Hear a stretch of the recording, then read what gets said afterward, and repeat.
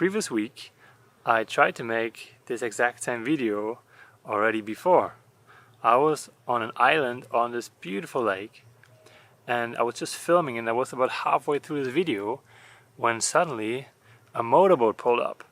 And in the motorboat there was my partner and her dad, and then she was screaming, "Hey, a storm is pulling in, we have to go, we have to leave the island." I was just like sitting there and just making the video, and I was like, well, we're gonna leave now? Okay, right? So, and then I tried to finish the video, but you know, it was kind of like strange energy. So it is totally matching to the video, though, the whole experience. And I'm using the first part that I filmed last week, and you will understand if you watch it. It was totally the perfect example for what I was describing in the video, and also what I was telling you about the book I was making the video about. So go ahead, watch it, and this is gonna be the first part of what I filmed last week, and then again I will add on a couple of reflections from what happened after. Do you have the feeling you are forcing too many things in your life? Being it the little things or the bigger things, personal or professional. So I've been learning about this for a long time, and so I'm just here at the lake, and I have this book that I found quote-unquote randomly in a store recently, and it's a perfect match for the day. You know, one of these synchronicities when you know, I didn't even want to buy a book, and I thought randomly there, and then I put it in my backpack today. I didn't even want to read a book here, but different things happen, and now I'm reading this book, and I just got really inspired to make this video, because I'm reading this book from Michael Singer. It's called The Surrender Experiment, and I'm going to share a couple parts of it, and also then talk about my own reflections on that, because I find it super fascinating. So the book essentially is all about the forces of life that we don't really have any or a lot of control or responsibility of all the things that happen around us, and all how life puts together all the different things. And he writes, we are not responsible for even the tiniest fraction of what is manifesting around us. Nonetheless, we walk around constantly trying to control and determine what will happen in our lives. So you see, it's already a contradiction in there. So on the grand scale of things, you know, the whole universe, like for billions of years, everything is, you know, working out, and all the elements are working, and everything's like in synergy, and things are just happening, you know. And we walk around the whole time, try to control and determine what happens in our lives. And he says this actually creates a lot of tension and anxiety, fear. And each of us will actually believe that things should be in the way we want them, instead of being the natural result of all the forces of creation.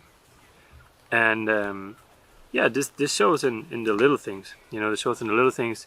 For example, we say, oh, it's not raining today because I want to go camping, I want to go out for a run, you know, or I better get that raise because I really need the money. Another example he writes, like all these tiny things when you say, oh, this should be like this today, and this should be like, oh, today I need to feel like really good and really energized because I have a whole long to-do list and I want to be able to do all these things. So all these little tiny things where we have in our mind a very clear vision of how things are supposed to be, you know, and how life should be going. And then he said this creates a lot of tension, and you know, because then we like pressure ourselves. Oh, what if it's actually gonna rain? Then I cannot do this, and I cannot, you know. So we try to control a lot here, or like manifest. And he says this is an extremely difficult way to live, and it's the reason we feel that we are always struggling with life. And nonetheless, he also acknowledges that it's also true that we are not powerless in the face of the events unfolding on us. We have been gifted with the power of will. And that's where what I used to do a lot is like, you know, manifestation, positivity, and like I visualize things, and you hear it from many people, many successful people too, that, you know, they want something, and then you apply the power of your mind, and you manifest, oh, I'm gonna stay well, I'm gonna stay healthy, or I'm gonna have this and this success, or I'm gonna find a parking spot here, manifest that, like these kind of things. And there is a lot of power to it for sure, and many beautiful examples as well. I was mainly focused on that up until now in my life. Yeah, to do that, I play the power of my mind and attempt to make the outside world conform to my vision. And I never thought about it. He actually writes, this puts us in a constant battle of our way versus the way it would be without our intervention. So I got to put a lot of energy into this, like, positivity, manifestation, okay, focusing everything that the outcome will be exactly as I wish, He says the battle of, this, like, between the individual will and the reality of life unfolding, all the elements and all the happenings and all the other people, ends up consuming our lives. And I, to be honest, find that quite true. And I never thought about it, which is super interesting. And he said we also get very attached to it emotionally. He said, for example, when we win this, what he calls battle, we are happy and relaxed. And when we won't, we are disturbed and stressed. So most of us only feel good when things are going our way. We are constantly attempting to control everything in our lives. So, and then he asked the question is, does it have to be this way? Or maybe just another way, which ends up being much more serving to us, much more comfortable, much more peaceful. So the question he asked is, does it have to be this way? And then he said, there is so much evidence that life does quite well on its own. For example, the planets stay in orbit, tiny seeds grow into giant trees, weather patterns have kept forests across the globe watered for millions of years, and a single fertilized cell can grow into a beautiful baby. So we're not doing any of these things as a conscious act of will.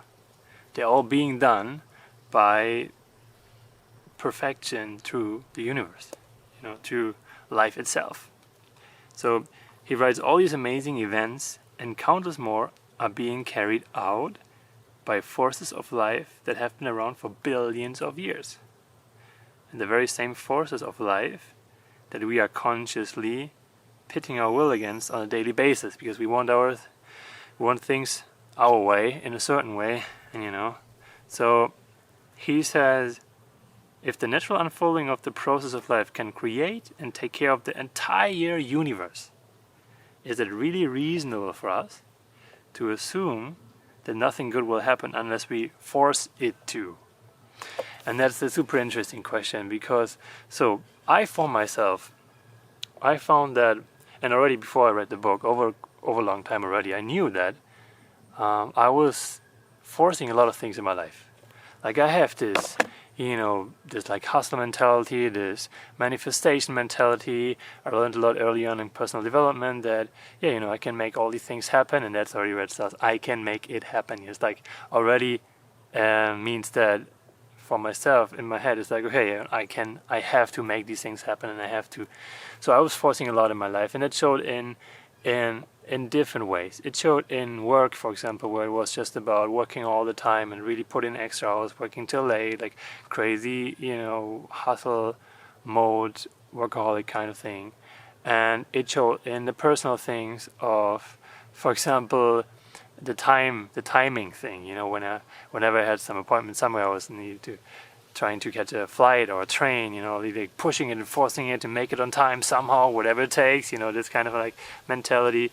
Another example would be at work, being it for clients or with colleagues, where some person has a very specific way and like something really set in their mind, in imagination and expectation of, okay, this has to go this way and it has to be done a certain way and this is the only way, and then imposes that on someone else, and then I take it on too, and I create a lot of stress for myself and stress and pressure, and maybe pass it on to someone else. So it's this whole like circle of things of, okay, we all get drawn into this circle of, okay, we have to do it this way, and it has to be this way, and it has to be this the plan, and sticking to it, and there are all the deadlines, and we all in this like in this cycle that we created for ourselves. And it just takes one person that says, oh, you know what, I think maybe we gotta just move on with this now, you know.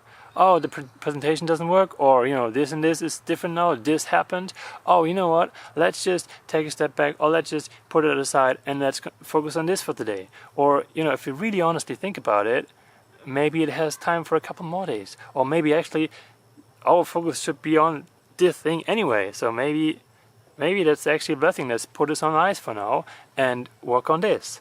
So it's just many invitations of possibly you can save yourself the stress and all the stuff, and maybe something far better is the outcome of that actual situation. So it just takes one person that, or a couple of people, like one moment of like, oh, okay, what if we just take a step back and let's think about it, instead of being on automatic robot mode, so like going, this is the way, like, oh, one moment, any reflection, and then making a new decision. Maybe that is still the way to go sometimes, for sure, or maybe there's another way from there. This really brought me to rethinking it, and already over the last couple of years I tried to do it, to force less and trust more the natural flow of things. So I still have my goals and the plan, you know, to the things I like to achieve, or the outcome I like to have. And at the same time I try to see it more like a container, and in that container I move much more freely. I move more freely in the flow of things. So to allow a bit more natural guidance by these like powerful forces of life, instead of insisting, oh, everything has to go exactly my way and this is my plan, that's what I want to do, and that's all these things. So that's a bit more what I was learning over the last couple of years already. And so I found when I allow myself to flow more naturally and being guided, this opens up a whole new door full of magic, a whole new portal. It's super beautiful to witness. For example, you know, maybe let's say I miss my train or my flight, you know. Who knows? Maybe I was supposed to meet a specific person, you know. Maybe I was supposed to be somewhere else at a certain point, and, you know, something happens there. Or maybe let's say you want to drive somewhere and then something, you know, suddenly everything gets delayed and you start driving half an hour earlier, and maybe there was an accident on the road that you missed. You know, there are all these kind of things that happen and you don't really know why. It's like a chain, it's like a butterfly effect. You know, one thing happens and then the whole chain of events happens following that. So I'll tell you the most powerful example of that I learned many years ago, before I even consciously thought about it. So I had this colleague at work, and one time he missed a plane, like an international plane ride, due to some pretty quote-unquote dumb behavior. He just like partied the night before and slept in too late, and he missed the flight.